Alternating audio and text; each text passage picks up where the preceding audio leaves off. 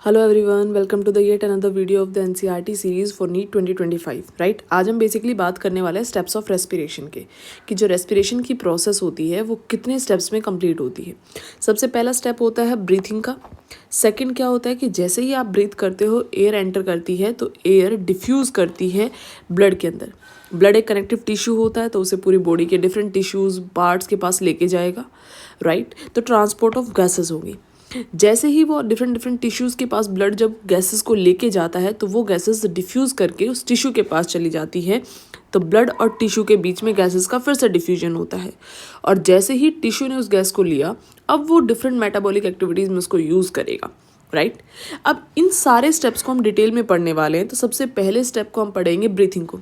Breathing क्या होता है? बेसिकली इनटेक ऑफ एयर होता है और एक्सेल ऑफ एयर होता है। तो जो इनटेक ऑफ एयर होता है उसे आप इंस्पायरेशन कहते हो, एक्सेल ऑफ एयर जो होता है उसे आप एक्सपायरेशन कहते हो। अब क्या कहते हैं, एयर की जो मूवमेंट होती है ना, वो हमेशा प्रेशर ग्रेडियंट के बेसिस पे होती है। जैसे कि अगर आपको एयर को इंस्पायर करना है तो एटमॉस्फेरिक एयर का प्रेशर ज़्यादा होगा as comparatively to the lungs. Right, तो हम कहते हैं एटमॉस्फेयर में एयर का प्रेशर ज़्यादा है, लंग्स के अंदर एयर का प्रेशर कम है, इसीलिए एटमॉस्फेयर से एयर कहाँ मूव कर रही है? लंग्स के अंदर मूव कर रही है। तो जो प्रेशर ग्रेडियंट यहाँ पे क्रिएट हो रहा है उसकी वजह से एयर की मूवमेंट हो रही होती है। अब मैं कह रही हूँ कि एयर को इंस्पायर करना है, आपको इंस्पायर करने के लिए डेफिनेटली बात है आपके पास कैविटी होनी चाहिए। राइट, और आपको ये बात पता है कि लंग्स जो होता है वो थोरेसिक कैविटी के अंदर प्रेजेंट है। राइट, तो लंग्स के अंदर जब एयर एंटर करेगी तो क्या क्या चेंजेस आएंगे लंग्स और थोरेसिक कैविटी के अंदर? देखिए, लंग्स के अंदर डेफिनेटली बात है एयर का पार्शियल प्रेशर जो है या एयर का जो प्रेशर ग्रेडियंट है वो कम है as compare to the atmospheric air. Right, तो डेफिनेटली बात है एयर एंटर तो करेगी, पर एयर जब एंटर करेगी तो क्या क्या चेंजेस आएंगे? हम क्या चाहते हैं इंस्पायरेशन के दौरान कि ज़्यादा से ज़्यादा एयर लंग्स के अंदर एकोमोडेट करे। एकोमोडेट करने के लिए हम कहते हैं यहाँ पे दो मसल्स का बहुत इंपॉर्टेंट रोल होता है। One is the diaphragm, second is your external intercostal muscle. देखो, डायफ्राम के बारे में हम जब भी बात करते हैं तो हम कहते हैं डायफ्राम की जो ओरिजिनल शेप होती है वो डोम शेप होती है। राइट, ये आपको देखिए, ये आपकी एक थोरेसिक कैविटी है, इनिशियली आपकी थोरेसिक कैविटी है, यहाँ पे आपका ये डायफ्राम है, ये अभी रिलैक्स स्टेट में है डायफ्राम, यानी कि अपने डोम शेप में है। जब इंस्पायरेशन करनी है तो हम क्या कहते हैं, ज़्यादा से ज़्यादा एयर को अकोमोडेट करना है। एयर को अकोमोडेट करने के लिए थोरेसिक कैविटी को बढ़ना पड़ेगा। बढ़ाने के लिए हम क्या कहते हैं, डायफ्राम की मसल कॉन्ट्रैक्ट करके एकदम फ्लैट हो जाती है। जैसे ही ये फ्लैट हुई, आप देखिए ऑटोमेटिकली थोरेसिक कैविटी बढ़ गई, पर ये किस एक्सिस में बढ़ रही है? एंटीरियर से पोस्टीरियर एक्सिस में बढ़ रही होती है। सेम एक्सटर्नल इंटरकोस्टल मसल्स जो होती हैं, ये वो मसल्स होती हैं जो रिब्स के बीच में प्रेजेंट होती हैं। ये वाली मसल्स भी जब कॉन्ट्रैक्ट करेंगी तो रिब्स और स्टर्नम जो है वो आउटवर्ड और अपवर्ड डायरेक्शन में मूव करेगा इस तरीके से।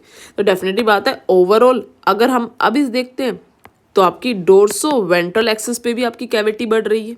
राइट, तो बेसिकली इंस्पायरेशन के दौरान हम चाहते हैं ज़्यादा से ज़्यादा एयर एकोमोडेट करे लंग्स के अंदर, तो उस टाइम में हम कहते हैं दो मसल्स कॉन्ट्रैक्ट करती हैं, डायफ्राम और एक्सटर्नल इंटरकोस्टल मसल। इनकी कॉन्ट्रैक्शन की वजह से एंटीरियर, पोस्टीरियर और डोर्सल वेंट्रल एक्सिस में थोरेसिक कैविटी का जो वॉल्यूम है वो बढ़ जाता है। राइट, अब क्या कहते हैं, मसल्स की कॉन्ट्रैक्शन हो रही है। मसल्स जब भी कॉन्ट्रैक्ट करेंगी, आपको पता है वो एक प्रोसेस होती है, that is the active process. क्यों? क्योंकि मसल्स की कॉन्ट्रैक्शन के लिए एनर्जी की रिक्वायरमेंट होती है, यानी कि एटीपी की रिक्वायरमेंट होती है। तो हम कहते हैं इंस्पायरेशन जो होती है एक एक्टिव प्रोसेस होती है। राइट, अब देखो यहाँ पे हमने आपको एक चीज़ बताई थी लास्ट लेक्चर, अगर आपने अच्छे से सुना होगा तो हमने एक बात कहा था, कभी भी अगर थोरेसिक कैविटी इंक्रीज होगी तो साथ में लंग्स की कैविटी भी इंक्रीज होगी, पल्मनरी कैविटी भी इंक्रीज होगी। अगर पल्मनरी कैविटी इंक्रीज हो रही है इसका मतलब है लंग्स के अंदर वॉल्यूम भी इंक्रीज हो रहा है।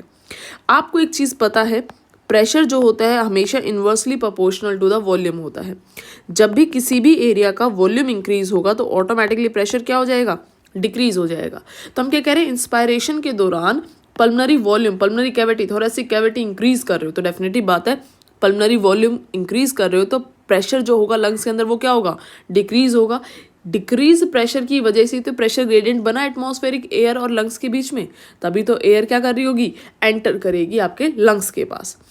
एक्सपायरेशन की जो प्रोसेस होती है, फाउल एयर को बाहर निकालने की जो प्रोसेस होती है वो बिल्कुल अपोजिट हो जाती है। इंस्पायरेशन में तो मसल्स की कॉन्ट्रैक्शन हुई थी, एक्सपायरेशन में कुछ नहीं होता, मसल्स जो होती हैं डायफ्राम और एक्सटर्नल इंटरकॉस्टल मसल्स रिलैक्स करके अपनी ओरिजिनल पोजीशन पर जाएंगी।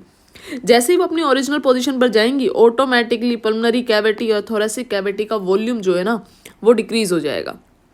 अगर वॉल्यूम डिक्रीज हो रहा होगा तो ऑटोमेटिकली क्या होगा, प्रेशर इंक्रीज हो जाएगा। तो अब लंग्स के अंदर प्रेशर ज़्यादा हो जाएगा, एटमॉस्फेरिक एयर का जो प्रेशर है वो कंपैरेटिवली कम रहा होगा, तो एयर कहाँ मूव करेगी, लंग से एटमॉस्फेरिक एयर की तरफ, एनवायरनमेंट की तरफ, राइट।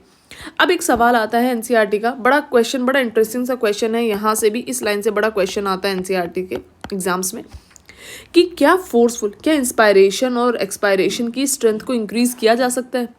बिल्कुल किया जा सकता है। आप लोगों ने फोर्सफुल एक्सपायरेशन के बारे में सुना होगा, हम फोर्सफुल एयर को एक्सपायर कर रहे होते हैं।